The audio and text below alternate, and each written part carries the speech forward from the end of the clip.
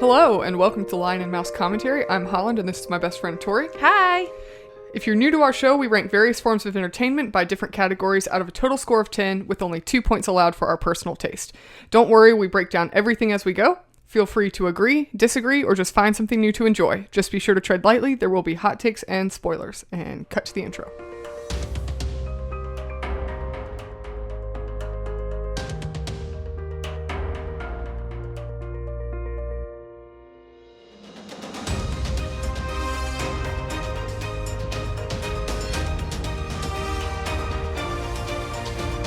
Alrighty, so today I chose episode 2 of The Pacific, which is a show from HBO, or HBO Max, if you're savvy to their new branding that I feel like changes every other week.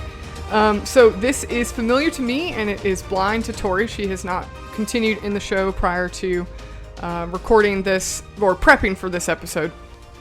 So the facts are going to be a little more condensed. If you haven't heard our first episode or our review of episode 1, then go ahead and listen to that first if you want the full synopsis of what the Pacific is and kind of the backstory behind the production of that. I'm going to just give a little brief synopsis here. So The Pacific is a 2010 American war drama miniseries produced by HBO, Playtone, and DreamWorks that premiered in the United States on March 14th, 2010. It's a companion piece to the 2001 miniseries Band of Brothers and focuses on the United States Marine Corps' action in the Pacific theater of World War II. So, the cast is the same. The starring top billing cast is the same for this episode as in episode 1. James Badge Dale, Joseph Mazzello, John Seda, Ashton Holmes, Josh Helmet, and Rami Malek, who is not in this episode. Episode 2 was directed by David Nutter. The writing credits include Bruce C. McKenna, who also wrote for episode 1. And it's not credited that Robert Leckie and Eugene Sledge they don't have writing credits on this episode. But I believe that with consistency, their writings were also used for the writing of this episode. Because they're both featured in this episode. So the episode synopsis from HBO directly is very, very long, and it pretty much spells out the entire episode. So I am going to read a synopsis from Wikipedia, which is a little more condensed, and it's not quite as spoilery. But if you don't want any spoilers of this episode and you've watched episode 1, then go ahead and click off now. But this is the kind of brief synopsis. So John Basilone and the 7th Marines land on Guadalcanal to bolster the defenses around Henderson Field. Basilone, attempting to relocate his machine gun to a better position, barehandedly cradles the hot barrel and severely burns his arms. Despite this, he continues fighting and kills scores of Japanese troops. The following morning, big spoiler here, Basilone discovers that his companion Manny Rodriguez has been killed in action. Meanwhile, back in Alabama, Eugene Sledge elatedly secures his father's permission to enlist in the Marines. So, Leckie is also in this episode. He was also in episode 1, and you kind of see him unite with John Basilone, but the title of the episode is called Basilone, so he's predominantly featured as the main character of this episode. So that's just kind of a brief general synopsis, and I'll let Tori kick us off with the first category. Okay, so the first category for TV shows is plot, story, and cohesion. Out of a possible 2 points, I gave this full points. I do feel a little bit bad because I feel like I'm not going to have a ton to say about this category. This is an episode that kind of kicks off basically from the momentum of the first episode, and it's a lot of just understanding more about like what's going on in the world at this time. So it's just a lot. I don't want to say it's a lot of the same, but it's kind of a lot of the same. But I don't say that in like in a critique or like negative way. It's just kind of helping us to immerse ourselves a little bit more into the people and the story and the battles of the war that are happening. I think that the platoon is starting to feel more like a family because the stakes keep feeling increased as reality is reframed with each new plan. There are multiple times in this episode where they sort of have a plan or a idea of like what's coming and how they should handle it, and they have to sort of change that on the fly, and so that reality gets reframed, and we see a lot of the dynamic of the platoon as a whole, and how that affects sort of the momentum of the episode. Decision making has to be shifted, but it is sometimes a little bit difficult to follow because there is so many factors at stake and locations and names and characters. I do think sometimes it's a little bit hard to follow. However, I felt like this episode was easier to follow than the last episode because we are getting to spend more time with the characters that were all very brand new to us in that first episode. There is obviously, in its heaviness and the heavy moments of the episode, there is that somber, rigid believability that comes into play. However, one thing I really appreciated about this episode is that they do have some nice moments of levity and humor that are brought in. One of those being, you can kind of tell that like there's tension building in the platoon. There's lots of like bickering that's happening. People are stressed and tired and they don't really know what's going on outside of the platoon and where they're at immediately. They're waiting for news. So you kind of see that starting to take a toll on the platoon. And then there's this moment where the army arrives just down the beach. And so the platoon decides they're going to go pull these pranks on the army and like take some of their like luxuries that the Marines don't have. And it's kind of funny. There's a bit of a lightheartedness to it. There's some humor there. You get to see these guys that have been, so stressed and frankly scared, have these moments of laughter, and kind of like this good-hearted, good-natured sort of teasing, with the army. So I really appreciated that there was a moment like that. Again, I don't have a ton to say about this category. I do think that everything it tried to do, it succeeded at. Really, the only way to talk about it more would be to talk about just some of the like beat by beat battles, which I don't necessarily feel the need to do on the podcast. There are some definite moments, in some of the battles that are featured, where you can see, sort of, for lack of a better term, in real time, sort of the difference of momentum or shifting of beat, shifting of goal, that sort of thing. Character decisions, which I'll kind of talk a little bit more about in characters. So there are lots of good moments in these battles, but overall, I think it'd end up being kind of sloggish if I were to try to like break it down beat by beat. So I kind of just want to talk about overall and how I think that like everything that this episode tried to do, it succeeded in doing. There's also a really good moment at the very end of the episode where the boys get back onto the boat and there's a boy in the galley and he's like, what can I get for you guys? And they literally just ask him for coffee because they have not even had that simple thing the whole time they've been on Guadalcanal. And so the galley boy's like, yeah, okay, sure, like absolutely, that's an easy thing. So they're sipping coffee at the table, just exhausted as all can be. And the galley boy says to them, you're all heroes back home. Like, we know your names. Like, people are celebrating the things that you've done. And oh my goodness, that was like the best moment of the entire episode. I got really choked up. You could just see like in the faces of all of the guys at the table there, like you could just see in their faces I guess it's almost like they couldn't really believe it, like they've just been doing their jobs and they've been cut off from the rest of the world. And yet the rest of the world, sees their names and thanks them for their service and that sort of thing. And then, of course, there's the moment of Eugene's enlisting, and I think that's very important in regards to the plot. It's at the very end of the episode, so it's hard to say too much about it, but I can tell that it's like going to be a jumping board into, the next part of his story to come.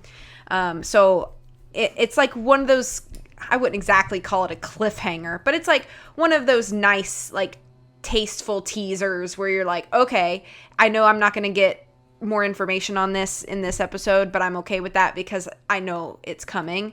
So I really liked that too. So I know that wasn't a ton to say, but 2 out of 2 points for plot and story. All right. I also gave this 2 out of 2 points for plot and story. For TV shows, we also can touch on whether or not we think the cohesion between episodes is really good or not. And I think that this is a great continuation of episode 1. One reason that I chose this episode, chose to do episode 2 for our podcast is because I do think this is a really good miniseries, but I do think if you watch episode 1 and you stop there, you don't get a full appreciation for the story that's being told in this episode. And I really feel like episode 1 and episode 2 is a great part 1, part 2 to give you an introduction into what you're in for in this story. So I really, really like that this episode completely builds on top of everything you've learned in episode 1. It can be kind of frustrating in miniseries or in TV shows in general, where you watch episode 1 and then episode 2 has this really drastic change of story, and now you're following somebody completely different. For example, in episode 1 of The Pacific, we meet all of our main characters. Many TV shows, I feel like, would approach this as episode 1, it's only going to be about Lucky.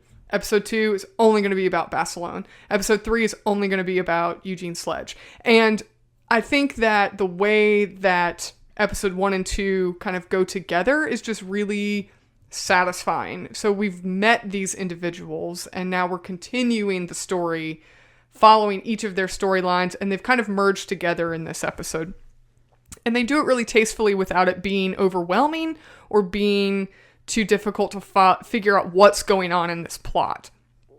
So they kind of establish the stakes. They continue to establish the stakes. In the first episode, we've watched them kind of navigating through this jungle on, as Chesty said in the first episode, little dots of land nobody's ever heard of. And now we find out that there are 5,000 Japanese waiting to kill us.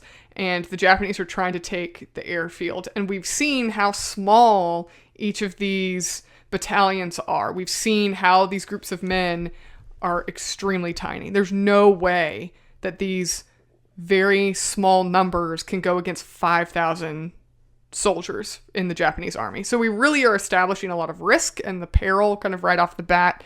And then I agree a lot of the points you've touched on as far as how it balances this action and there's moments of levity. We're really getting to see not just who these men are as characters prior to the war, but we're seeing them interact with each other. And so this camaraderie of the Marines and how they interact together. And we get to see Lecky, JP, Manny, and Basilone and Sid all together. And we're watching them all interact together and they experience conflict and war together. And yet we get to still see these kind of light moments where they're joking around or they're finding supplies or they're looking out for each other. And, you know, Lecky steals a pair of shoes. And, you know, the way that the Marines kind of look after their own is just really evident in this without it seeming out of place on a battlefield setting. So we have this contrast between this battle, this ensuing battle, and this upcoming threat, you know, life or limb. And then we have nice balance between that and kind of your day-to-day interactions between these men with each other. And it doesn't lean too heavily onto just straight up warfare for 50 minutes. And it doesn't just cut completely out of the warfare, and now we're only focusing on this dialogue between characters, you know, and we're seeing the impact of war not just in the fighting, but in the meals that they're having to eat and the lack of supplies that they have and the weather conditions. I mean, it's a lot of variety to the conflict without it feeling so heavy and so bogged down that you just can't even watch it. It's just too heavy to digest.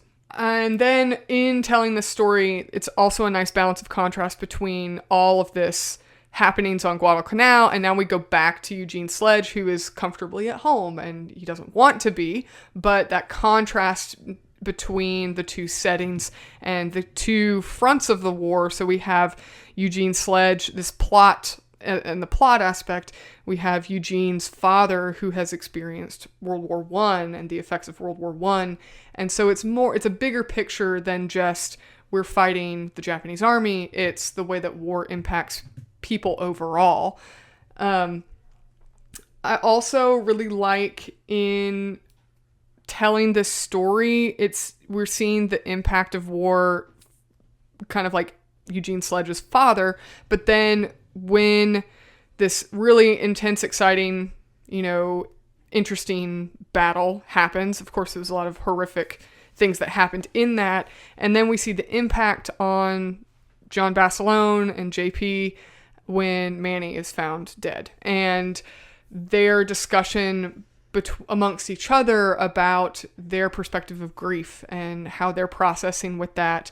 And so we're not just seeing what the impact is like for people that are at home on the home front and their experience with war. We're also seeing, in the moment, what it's like for these soldiers when they lose, their fellow soldiers and their companions and people they knew from back home. And kind of tying that back into how I think this is such a good companion for the first episode. You wouldn't understand any of that impact if it hadn't built onto that character development that took place in the first episode. So overall, the plot is it flows really well. I think the pacing's really good. And then, like you said, I agree. I really like that at the end, they're like just picked up, retrieved. I don't know the word, but they're on this Navy ship and they're getting to leave the island, and the impact that their efforts on Guadalcanal have had, not just on each other and the micro war front, but on the war front as a whole and America's perspective of the war, and how Lecky said, I think it's Lecky that says to the young man in the galley, like, did you even know the name of this place before you got here? And he says, everybody knows what Guadalcanal is.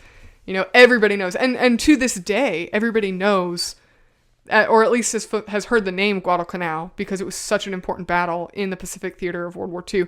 And so we're getting to see this really, really satisfying ending to this little snapshot, if you will, of these few men and their experience on Guadalcanal. And so we didn't just get to see the heroics of a battle, which I think is a great plot for a war story, when we see Basilone, do these heroic acts and ultimately save men's lives by his efforts. And then we also get to see just the satisfying end to this little snapshot of how this has impacted World War II as a whole. And I just think that overall the plot is just so satisfying. You finish, if you've watched episode 1, by the time you start and finish episode 2, you just finish it really satisfied. I feel like it has a nice beginning, a middle, and an end, and it's wrapped up nicely with a bow. And hopefully, if you've watched episodes 1 and 2, it leaves you wanting to see more of what's coming next for these men. So it ties it up nicely without it feeling like there's nothing left to be told. So all of that is why I gave it 2 out of 2 points for this second episode. Okay. So the second category is characters, which we allot a total of 3 points, and I gave this 2 out of 3 points. Overall, I think there's a lot of really, really, really good moments, and then there were some moments that I found either inconsistent or confusing, or I guess unnecessary. So, first of all, Lecky, we spent a lot of time with Lecky in the first episode. He became quickly a favorite character of mine. He's not as focused in this episode, but he is still present in a lot of it. And you can kind of see that, like, Lecky sort of feels like an anchor to his platoon at this point. Like, it almost seems like the men around him sort of treat him as a pillar, for lack of better term. He's pretty, like, emotionally stable. He's reliable. We're seeing evidence of these sorts of things just within his role of the platoon. We also see, obviously, this episode focuses a lot on Basilone as well.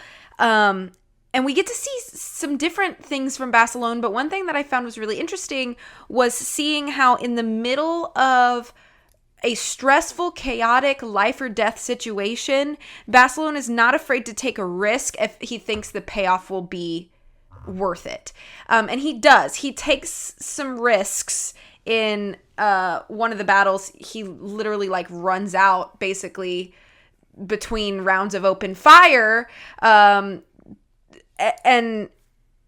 all I kept thinking was like, he could die. He could die. What is he doing? What is he doing? And the moment that you figure out like, okay, he has a plan behind this, you know, we just have to hope for the best that he has enough time to execute it. And then he does, and he comes back, and you feel like, it's almost like when you have an adrenaline rush and then that adrenaline sort of finally leaves your body and you're just kind of like a little bit exhausted. Like there's that moment, but at the same time, you're still feeling like really happy or proud of him as a character and what he bravely chose to do in that moment. And so when you see that compared to sort of the quiet guy that Basilone tends to be in most of the episode, it's just goes to show that like all of these characters, none of these characters are one noted. Like they all have multiple facets about them and they all react differently under the same stress. And then when safety is present, or at least a semblance of safety, they all also function differently. So it was just kind of a nice thing to see, you know, while you could say, dang, that was a stupid thing to do, which, you know, maybe it was. But at the same time, it's like, okay, we're getting to see just like another piece of Basilone and who he is and how he can function under a high stress situation. Manny as a character, I feel like it's so sad that we lost him in this episode because they gave us such good moments of like seeing the kind of man he was and how he was really a humble man and willing to do whatever job needed to be done, even if he wasn't necessarily happy about what was asked of him. He knew that like his duty came first, and so, you know, he was gonna just do his best in whatever task was given to him, and was doing that and with, you know, every possible resource given to him, trying to perform to the best of his ability and to the best of the platoon for the platoon. And it's just such a shame that we had to lose him in this episode. And I think because of that, because they give him enough moments to shine in this episode, his loss really does feel stark. And like as a viewer, you grieve him in those moments as well as the other members of his platoon. So, yeah, my note literally just says, Manny, sad face, sad face, sad face. Because it was just, you have that hope, you know, when you're like, has anybody seen Manny? You're like, he's probably fine. He probably just hiding like behind a bush somewhere. Like he's probably just waiting. Maybe he got captured. Like as a viewer, you like hope and you hope like, oh, you know, you rationalize it. Like he's got to be fine. It's got to be fine, right? But the reality of a show like this is that it is based on true events. And the truth of those events is that men were lost. And those men did mean something and did have friends and family that were left behind. And so do I think it's a terribly sad moment in this episode? Yes. But do I think it's necessary? Yes. Because if this entire show went by and nobody died, it would not feel realistic to the events of the war that took place. We also see a bigger look at Chesty as a character and his leadership and what that looks like. And you get to see moments of him, you know, being lighthearted and, you know, kind toward his guys and cracking up and poking fun at them, you know, when is appropriate. And then the moment that leadership needs to happen, Chesty can flip into that. And he is firm and he is fair, but he is a smart man with a goal in mind. And I think because of how he can balance his kindness with his firmness, I think that's why he commands the respect that he does in the platoon. And that becomes very evident in how a lot of those Marines speak to him, and how he speaks back to them. And you can see there's a mutual level of respect. And because of that, they are all quite obedient to him. That you can tell that they place a lot of trust into him. But yet he is not a leader in the way that he is not open to suggestion or feedback, as he does seek feedback from some of his men over the course of this episode. And I found that very respectful and respectable of him to do. So I liked having moments where we get to see more of Chesty as a character as well. We hardly got to know him at all in episode 1. I think he really just had like a speech, and then he's talked about a few times. So getting to see him actually play, a bigger role, and see how the dynamic between him and a lot of the men work, I think was really helpful. You can definitely feel the exhaustion in some of these performances, acting wise. I don't know all of the ins and outs of the behind the scenes and like how long these days were, what the weather was like, where they filmed these things. I'm sure if I looked into it, I could find this information, but presently I don't know that information. But whether or not these men are really exhausted or not, they sure are playing a believable level of exhaustion. But see, here's why I couldn't give full credit. There's a few things that I think don't make sense at all, and I actually didn't know whether to put this into plot or characters. There's this bit with the dog, and like they're in the middle of a battle, and this dog just shows up, and one of the guys whose name escapes me, like, calls out to the dog and like holds the dog safe through the whole battle, which such a, cool, heartfelt little moment, but it did not really make any sense to me in the course of the episode or for the course of that guy's character. The dog didn't do anything crazy to like save someone's life, or I just felt like there was no purpose to this, and it seemed like a throwaway. I don't know if they were trying to show that like this one guy had like a huge sense of compassion on this dog, but if that was the goal, then it wasn't executed clearly, and so it became very confusing to me. So I don't know what that was about. I genuinely don't know. And then my other, I don't even want to say critique, but the other thing that I wasn't super satisfied with was there's a lot of men in this show. And there are a lot of men just in this episode. And they give a lot of these lesser characters, or even I guess you could call them extras, like line moments. And sometimes it feels a little bit like they just wanted to like upgrade the extra to say this line, and but then we never really see this guy again.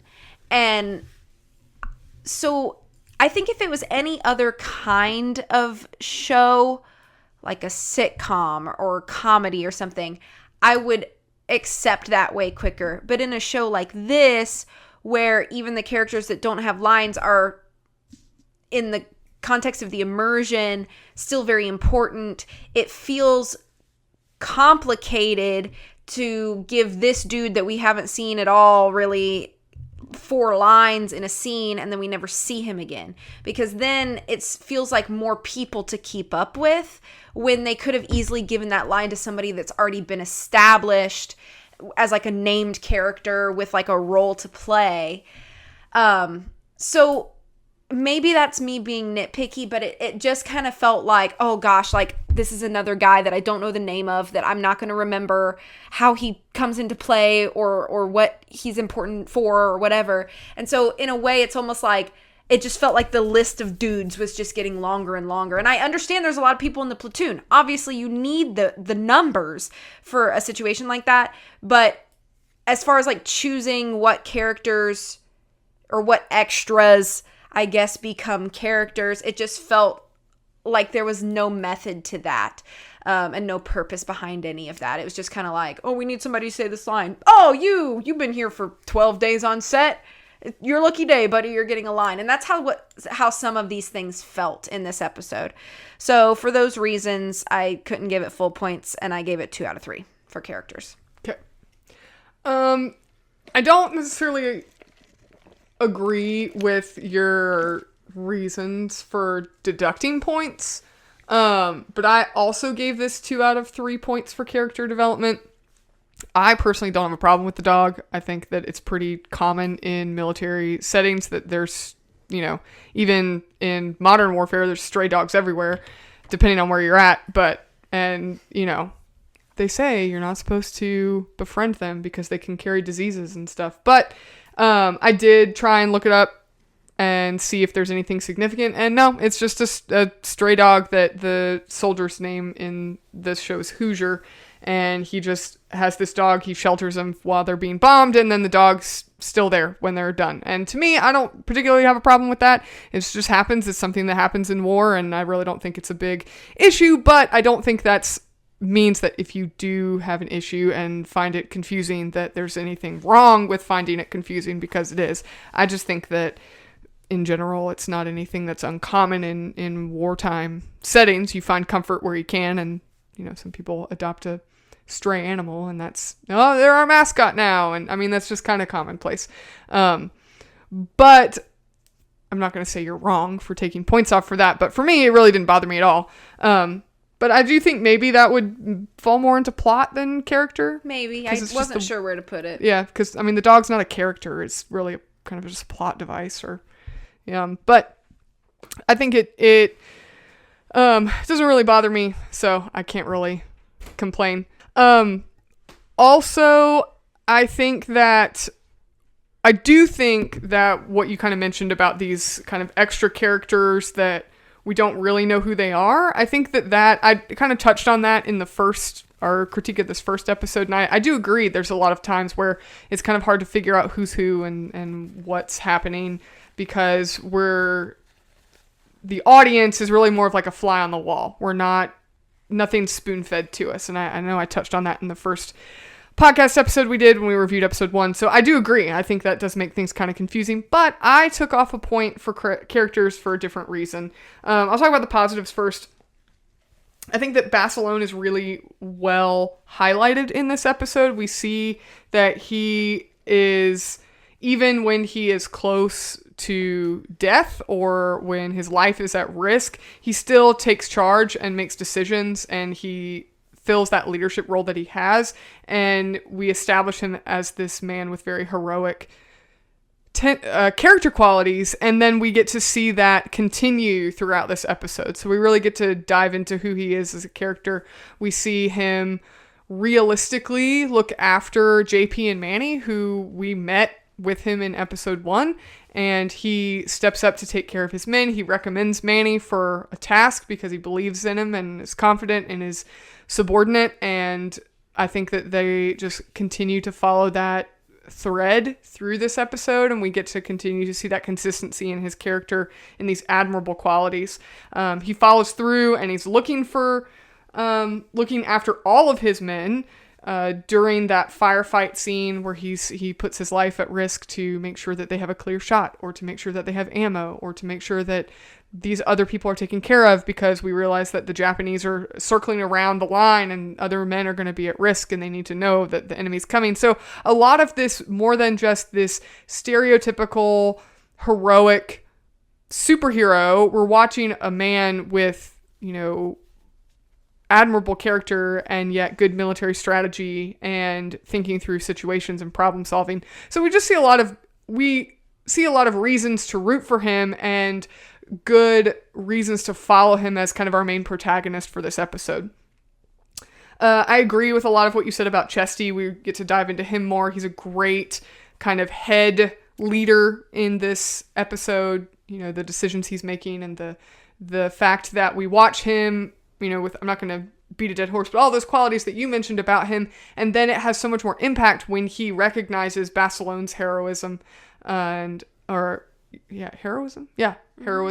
and then says, I'm putting you in for a medal, meaning I want your efforts to be recognized. He doesn't then take all the credit for what happened on that battlefield. He's willing to acknowledge and recognize the heroic acts of somebody beneath him and make sure that recognition is given where it's due.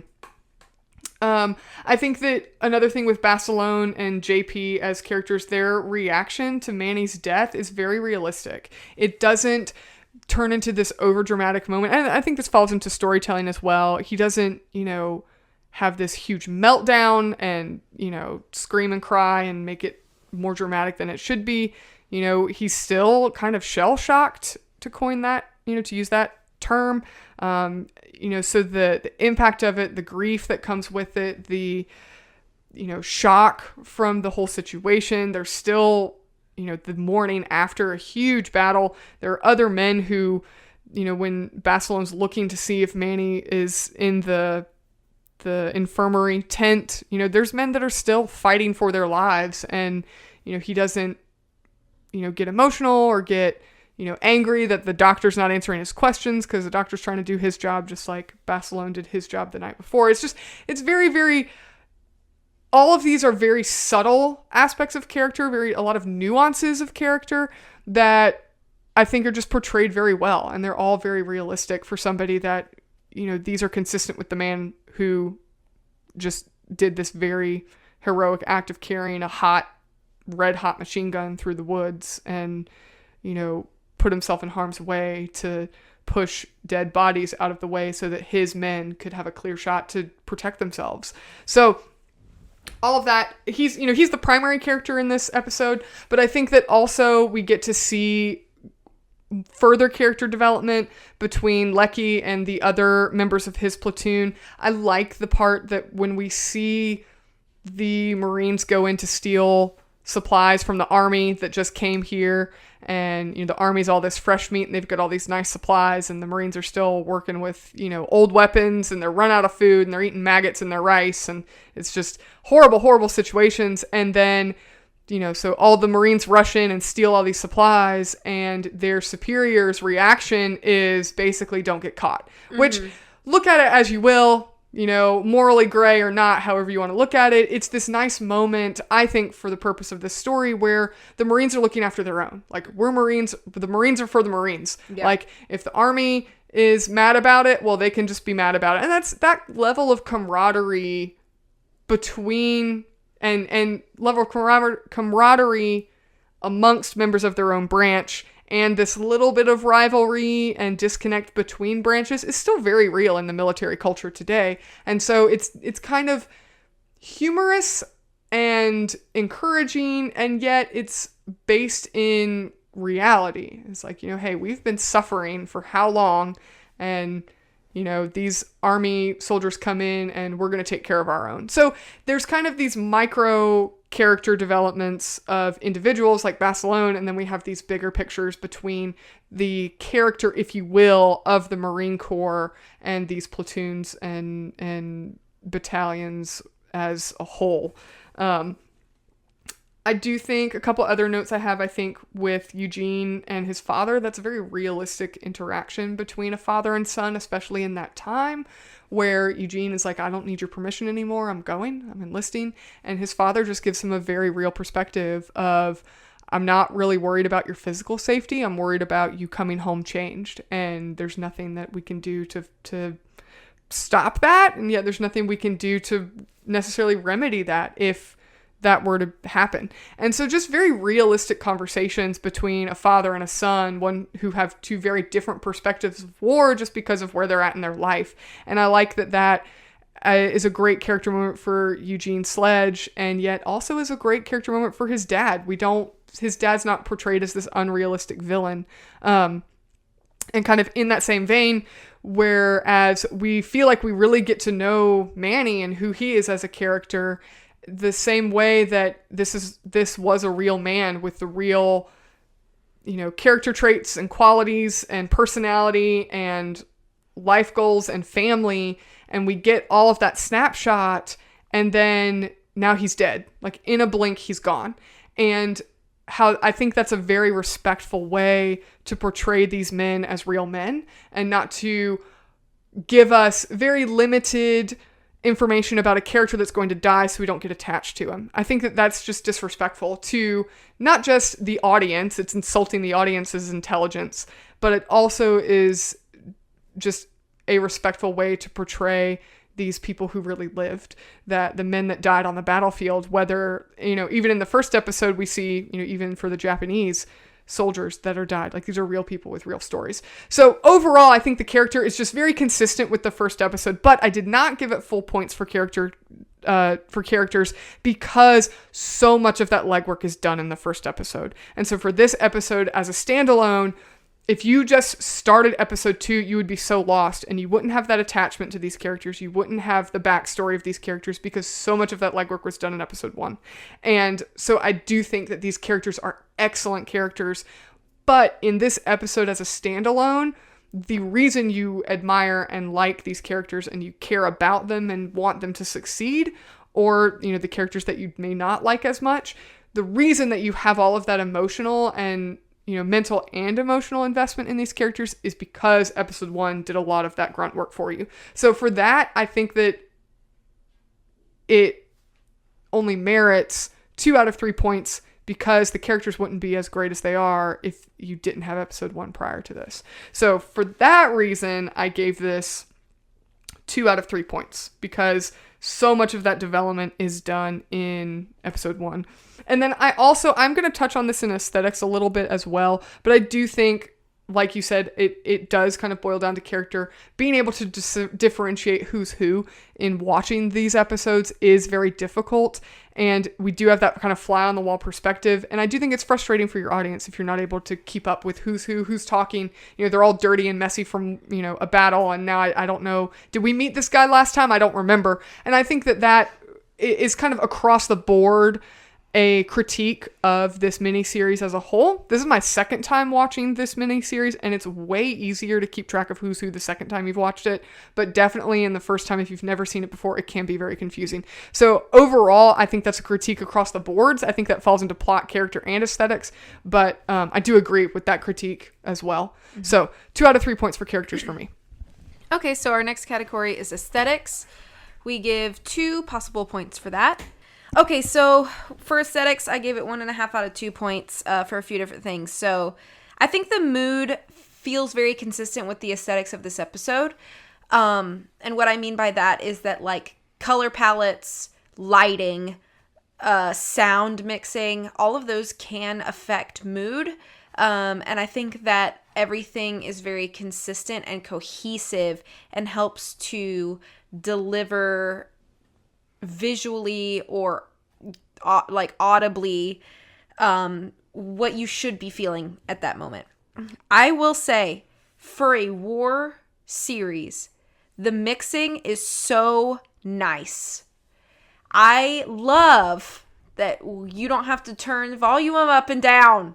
Yes. For battles to dialogue to battles to dialogue. Thank you. All war movies and films. And movies and films are the same thing. All war films and TV shows, please. Take note. Please do this all the time. Yep. I'm so tired of having to change things all the time. I love that they do that. There's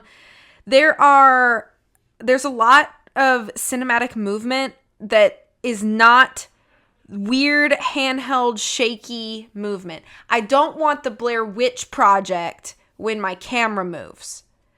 And when we're running through the forest after a character, I'm okay with it being on a Steadicam rig or whatever they used, because I don't need it to look like a high school student film horror movie to give me a sense of panic. I'm already panicking.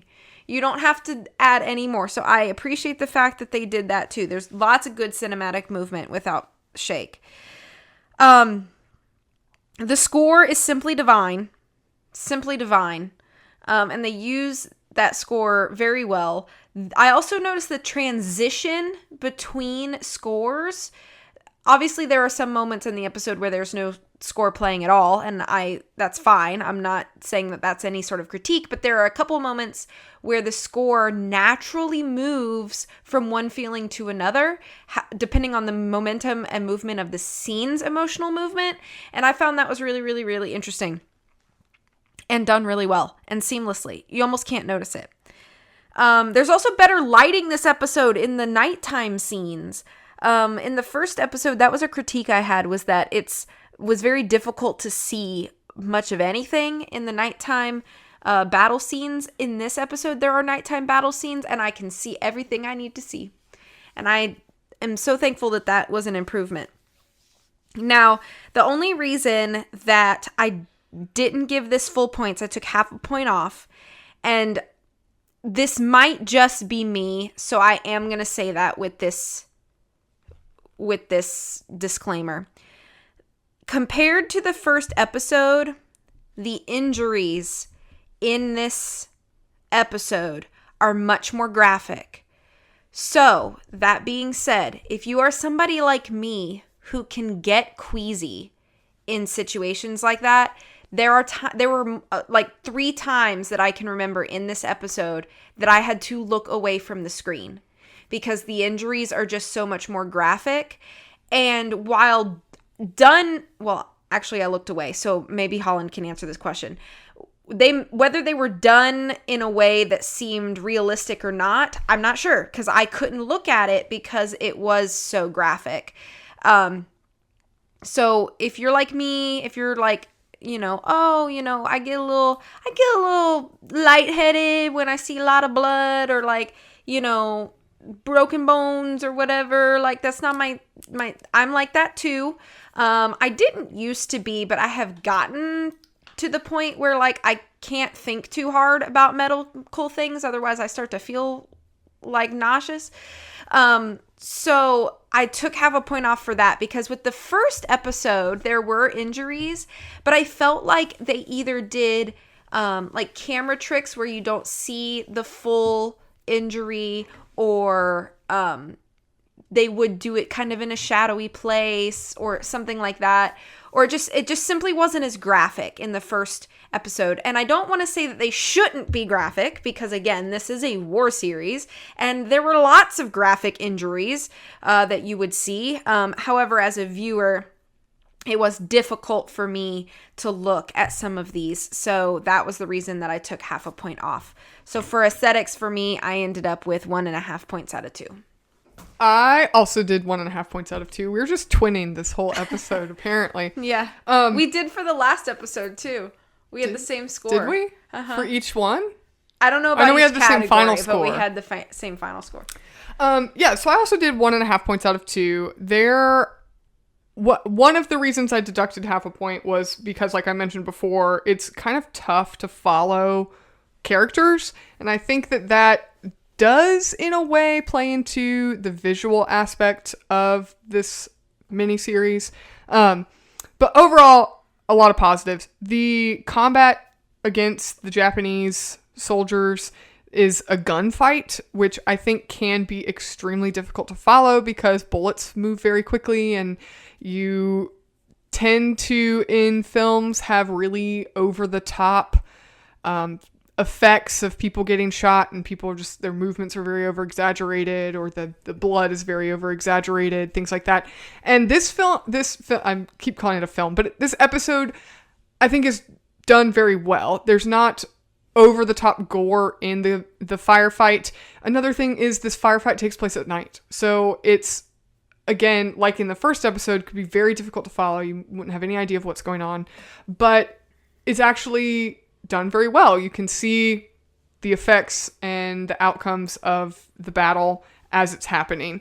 And surprisingly, you really can't understand what's going on. Now, I do think this is also because you have your characters, talking to each other and kind of moving back and forth. It's more than just two battle lines firing machine guns at each other. There's movement. People are moving, running ammo back and forth, things like that. But visually, overall, it's done in a very good way that it tells the story and moves the story forward without it feeling like it drags, it goes on too long. That's one of my pet peeves, is when we have a battle scene or an action scene and it just takes so dang long, to the point where now I'm bored. Why am I bored in an action scene? You should never be bored in an action scene.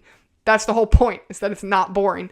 And this episode, none of that combat, in my perspective, it doesn't ever feel slow or boring. The scenes on the beach where the characters are talking and having, more, I wouldn't say comedic relief, but more levity in their interactions. There's no active fighting going on. The lighting is very nice. It's very warm. It sets the tone. You know, the sun is shining, and that's something that is realistic without it feeling like, oh, now it feels really sanitized because we're not in battle right now. And when we're in battle, it's going to be dark. And when we're not in battle, it's going to be light and happy with rainbows. It doesn't feel like that. It feels like, no, it's just daytime and you're just watching this happen in daytime. But it also helps set the tone of, you know, do I need to be on edge the whole time? Because I think that's another flaw that can happen visually with, I almost called it a film again, with shows and movies of this nature, is that the tone is set so intensely that visually you feel like you're on the edge of your seat for the entire show or episode or film, that you as the viewer don't ever have time where you can kind of relax. And so I think they do a really good job of kind of visually letting you know when, hey, this is going to be really intense. You should be on the edge of your seat, or you can kind of sit back and relax a little bit because we're going to let you take a breath, and because our characters are taking a breath right now, and so you can too. The kind of what Tori talked about this being a little more graphic of an episode compared to the first one, I do have to say I really appreciate the practical effects used in this episode. So there's not as much CG in this episode as there is in the first one. The practical effects are just done very, very well. I kind of mentioned before, there's a scene where Basilan goes into kind of this infirmary tent, and there's a surgeon working on people, trying to get a bullet out of somebody. Yeah, I had to look away. Tori didn't watch this part, but it's just done very well. And gore, and I've worked in the medical profession for a number of years, and I wouldn't say I'm completely immune to, I wouldn't call it body gore. I feel like that's really disrespectful, but to medical visuals, I've seen a lot. So from my perspective, I would take anything I say with a grain of salt. It really is not as graphic to the extent where you feel like they're just doing this to gross you out. It doesn't feel like gore. No. It feels I didn't mean I'm sorry if what I said like made it seem like that. I don't think it's excessive or unnecessary, but I just say it as like a warning from somebody who is weak stomached like myself, that like there is more injury to view in this episode, and for me that was difficult to see. No, and I am not saying that at all.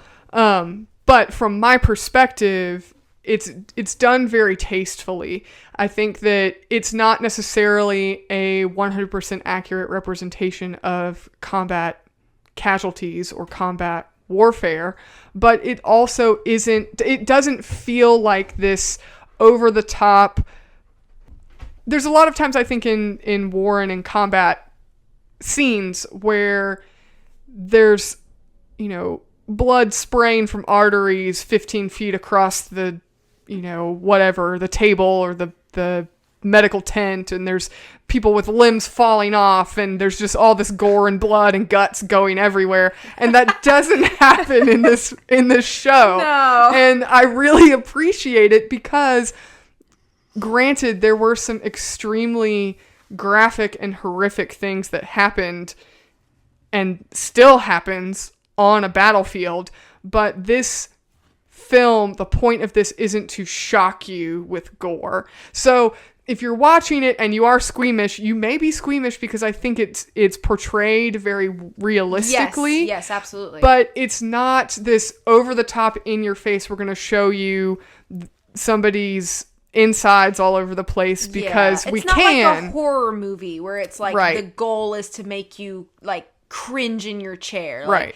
It's not like that. I do think it was quite realistic. Mm-hmm. I just wanted to give the warning for those like me. I think that disclaimer should be given because the injuries and the casualties that happened were very, very significant. But I also think, contrast that where you're in the medical tent, you're watching it in a very structured context,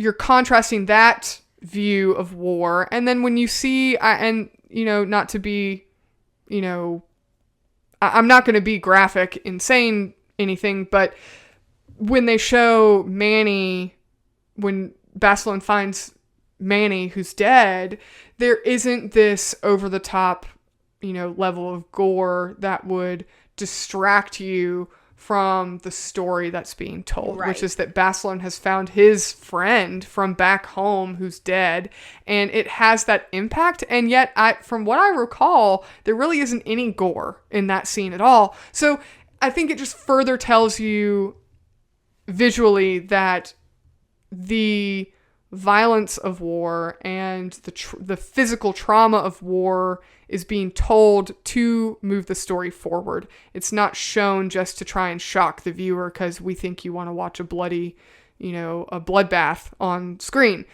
But that being said, I think, Basilone, his hand is burned in this film, and I think that the prosthetic and the effects done to show that is done very well.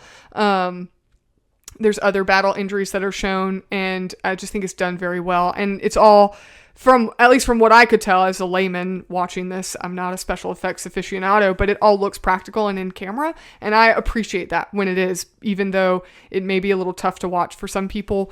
For me, I really appreciate that it was done in camera. It wasn't this overly CGI'd effect. So visually, I think it's done very well. The reason I did not give this full points for aesthetics, I agree with what Tori said about the sound editing and the cinematography. Again, is just top notch in this episode. But the reason I didn't give it full points for aesthetics is because of kind of the critique we've mentioned before. With the firefight scenes and the combat, it is very dark. It does take place at night. And there are times where you can have a difficult time following what characters are in play.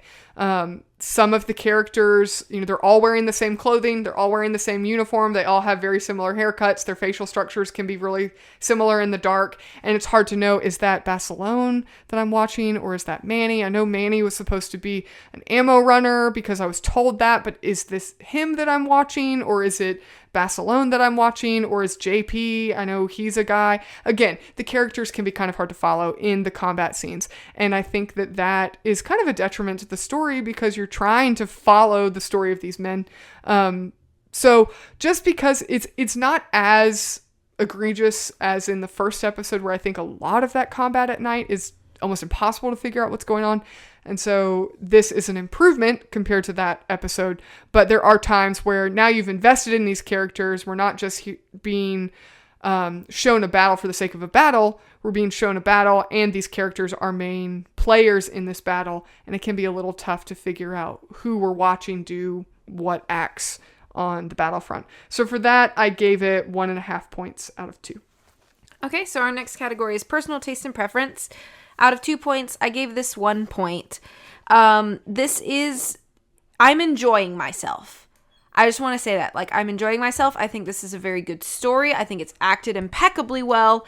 It does all of the things that, a war series should do. But at the end of the day, this is still not the type of thing that is my thing. I don't go, oh man, I wonder what the next war series I should watch is. That's not something that I sit around and I don't gravitate toward this kind of genre. I never really have. Action in general is not really where I find myself sitting a lot of the time. However, when I'm there, I enjoy myself, but I rarely seek it out. So because of that, while I have no critiques on this as you shouldn't want to watch this, that I'm not saying that in any way. I think if you're going to watch a war series, this is a great one to pick up and start. But if Holland had not suggested this for the podcast, I probably would never have started watching this. Well, I don't want to say never. I just may not have gotten around to watching this. So it's just not my typical shtick. And I think that's okay. But I am enjoying it very much. So that's why I decided to just split the difference and give it 1 out of 2 points. Alrighty. I actually gave this 2 out of 2 points for my personal taste. This episode is, like I kind of mentioned before, I just think it's a very satisfying follow-up to episode 1.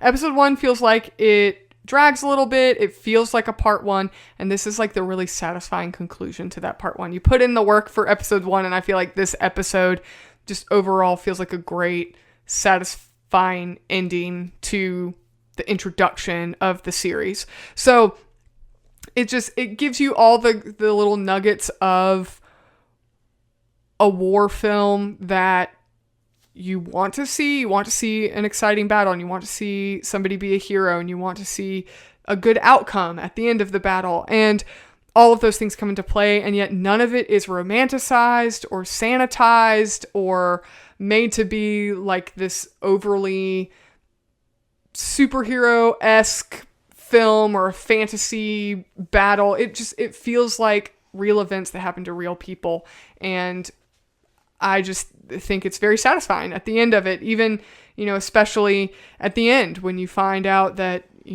all of these men that fought on Guadalcanal, which at the beginning in episode 1 was this little spot of land that nobody's ever heard of, and now we find out that the whole world knows what Guadalcanal is, or at least all of America does. And there are people that know who these men are because they did something that had an impact when they thought that they were just fighting a small, tiny little battle to keep the Japanese from taking over an airfield. So overall, I think it's really satisfying. It ends up, that ending just, it ties everything together. It brings everything together. You kind of put in the work for episode 1, learning these characters and seeing who these men are and seeing their backstory, and then you just get a nice conclusion at the end. And it's what I enjoy about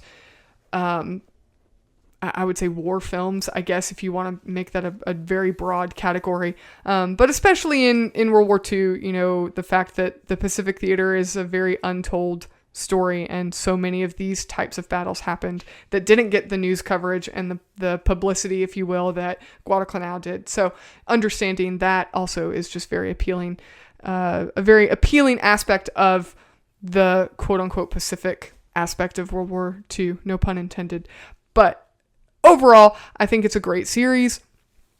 But the first episode isn't really one of my favorites, but if you made it through the first episode and you're willing to give it another shot, I recommend watching just episode 1 and 2 and then deciding if you want to watch the rest of the show. So that's why I gave it 2 out of 2, because I think it gives you a good conclusion to episode 1 and then gives you reason to continue watching the rest of the series. So 2 out of 2 for me. Okay, and our final category is creativity. Out of 1 point, I gave this half a point. I think that this episode is very creative in its execution.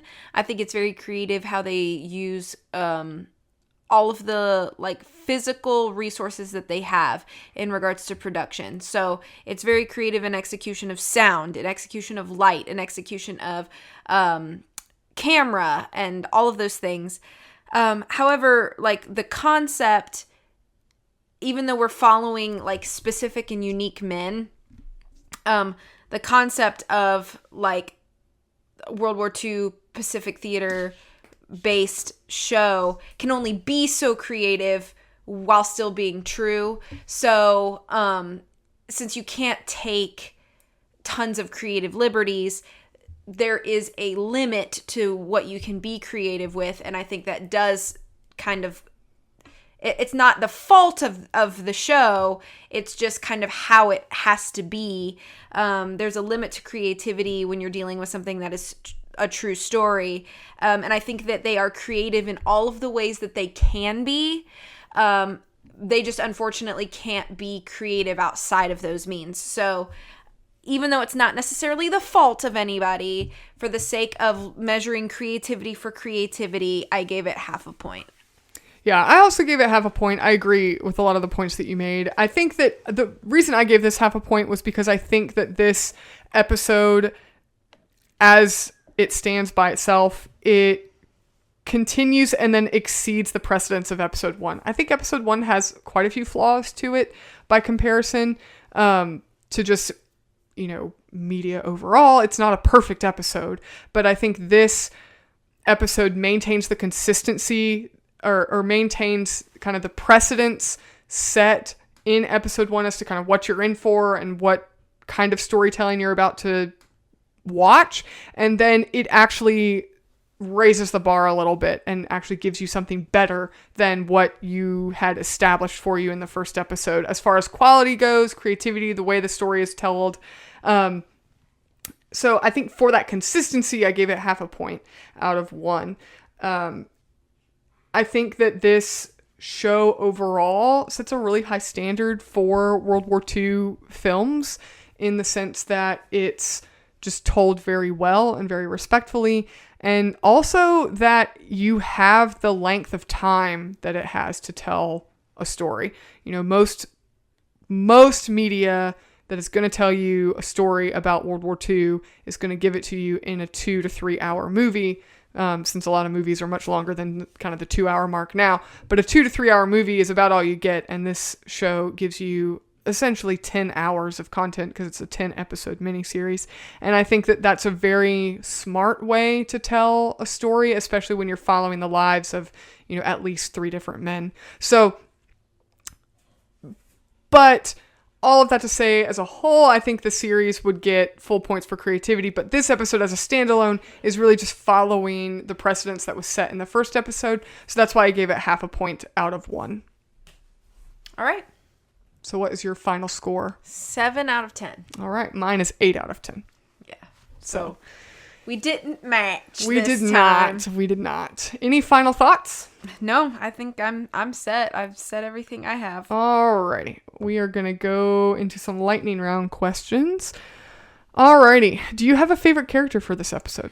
I feel like it's still Lucky. Yeah? For me. Mm-hmm. I know he's not quite as featured in this episode, but I still really like him, and like the whole scene of him like taking the moccasins out of the thing, and then like he's holding the cigars and the guy's like, don't get caught, and he looks down at the moccasins, and but not just like the humorous parts too, but I feel like he's just like a very steadfast sort of character, and in the chaos of everything that happens, I think it's just nice to see him so consistent. So I think I'd still say Lucky. Okay. I think I would say for this episode, Barcelona. I mean, it's kind of an obvious thing to say. Maybe it makes me really basic, but I mean, he's kind of the hero for this episode. So I would probably say him. Okay. Do you have a favorite story moment for this episode? Definitely when they get back on the boat and the boy from the galley tells them that they're all heroes back home. Like, it was such a simple, like, line and delivery, but it felt like so, I don't know, like refreshing or relieving in a way. I really liked that moment. Yeah, I think that's a great episode, or a great moment in this episode. I think one of my favorite story moments, it's actually not, I mean, I do like that one that you mentioned, but one of my favorite story moments is the moment where JP and Barcelona are standing on the beach right before they're getting picked up, and they're talking about Manny, and they're both talking about their perspective of that loss, and just they both have different perspectives, and yet they're both extremely realistic ways that 2 different men would cope with grief and cope with the death that comes from war. And I just think it could have been, I thought it was just told so well, and I keep overusing this word tasteful, but I just really think it's a tasteful way to have that conversation between 2 men that just went through, you know, the hell of war. And it wasn't, you know, they didn't have this like over dramatic score sweep in behind them to make it sound like it's this really, you know, ethereal conversation. And yet it wasn't just like brushed over like these 2 men are, you know, so tough that they wouldn't even have this conversation. It just seemed like a very organic conversation. And I think that it was done very well and just really, I mean, it was surprising, I think. And that was one reason that I liked it, is because it was kind of surprising that they would have this conversation now. But of course, like, when else would you have this conversation? And yet it seemed very real and very organic between 2 friends that just lost their 3rd friend. So, right. Which, I mean, it's kind of a sad moment, but I just really like that aspect of telling the story. It was more than just like, you know, we won a battle, woohoo, somebody died, oh well, who cares? It was just, seemed very real. Yeah. Do you have any favorite visual moment, whether special effects or cinematography or just an overall aesthetic choice of the film or episode? I mentioned this a bit, but like I really, really appreciate that there is a lot of cinematic movement, like camera movement that is not shaky.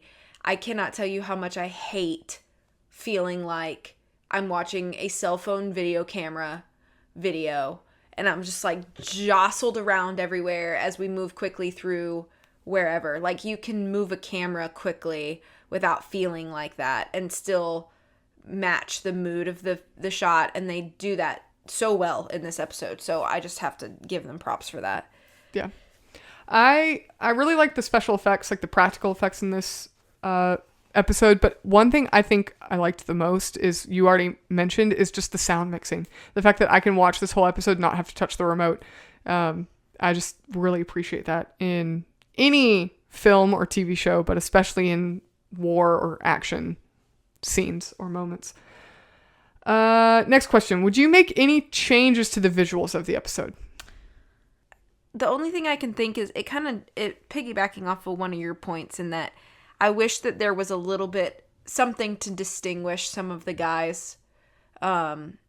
Whether it was like I get they're all dirty and gross, but like even if it's just like different hair or like something, to designate in the big crowd, like big group scenes, like who is who at a glance, instead of me having to take multiple seconds to study dirty faces. I think that would be the only thing I really would change. Yeah, I think I would also make that change visually. Just something to kind of set them apart from each other. Mm-hmm. Obviously they're not going to wear different uniform pieces or wear different clothing or, have a headband or something that like Rambo that sets them apart or something like that. But something, if there was just a way that they wore their uniform a little different, or, maybe their hair was styled just slightly differently, because they do kind of run together. And then if they, especially in the parts where they're not in any combat and the men are talking to each other and they're calling each other, by names or nicknames, you're like, well, did we meet this guy? Because they're calling him a different name than he had before. So, which I guess could be a visual aspect, or maybe that would be a story aspect. I don't know.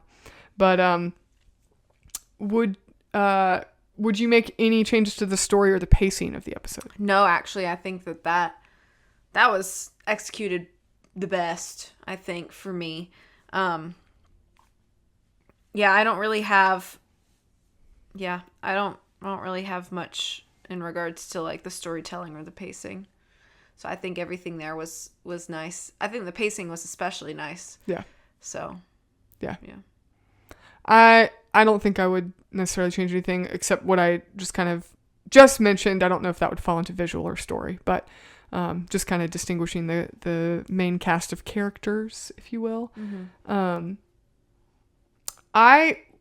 One thing I would like, I know they say the dates at the beginning of the episodes. They'll tell you, the date, October 30th or whatever. I don't remember it for this episode in particular, but it would be kind of nice if there was something in the story, even if it was just, if they put it up on the screen, if they kind of gave you an idea of how many days they've been on this island, because you're not really told how many days you've watched them. I mean, obviously they're running out of food and their rice has maggots in it and they're dirty and they're, they get on the ship and they look like they've been on that island for 6 months, but has it been a couple weeks? Has it been a couple months?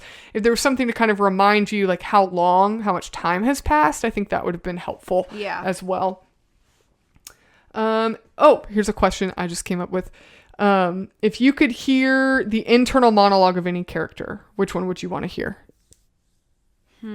So not necessarily like if the episode just suddenly gave you an internal monologue, but I guess like if you, I don't know, if you could hear it, or if you're reading like a book or something like that, which character do you think you would want to hear the internal monologue of, just based on this episode? Chesty. Oh, that's a good answer. Yeah. I think I would want to hear what was going on in his head, what his concerns are. You know, how he may be comparing this to other previous experiences he may have had. Because it's evident he's been in the service for a long while. So I think it would be most interesting for me to hear what was going on in his head. I think I would pick Eugene's dad, because he gives you like this little piece of like what he's thinking as far as his concerns for Eugene, but like I want to know a little more than that. You know, he kind of gave you a little taste. Like, what does he think about his son? Because in the first episode, and I genuinely don't remember, so this is not a spoiler, but in the first episode, we see him, there's another man in a military uniform in Eugene's house. Like, is that his other son? I don't remember if it is or not. I think it might be. I think Eugene has a brother, maybe. I don't remember. But, like, does he have other sons that he's thinking about? Does he have did he know somebody that served in the First World War? Things like that. And just kind of know a little bit more of his backstory as it pertains to what he's processing through the fact that Eugene just told him, I don't need your permission, I'm going, bye. So that's probably what I would pick. All right. Well, thank you guys so much for joining us on this episode. We hope you had a good time. We sure did. If you didn't, or if you did, feel free to tell us why. You can leave us a review of this episode on whichever podcast platform you prefer and let us know what you think. Links to our show notes, Patreon, socials, and the suggestion box are all on our website at lineandmousePodcast.com. Thank you guys so much for listening, and we will catch you in the next one.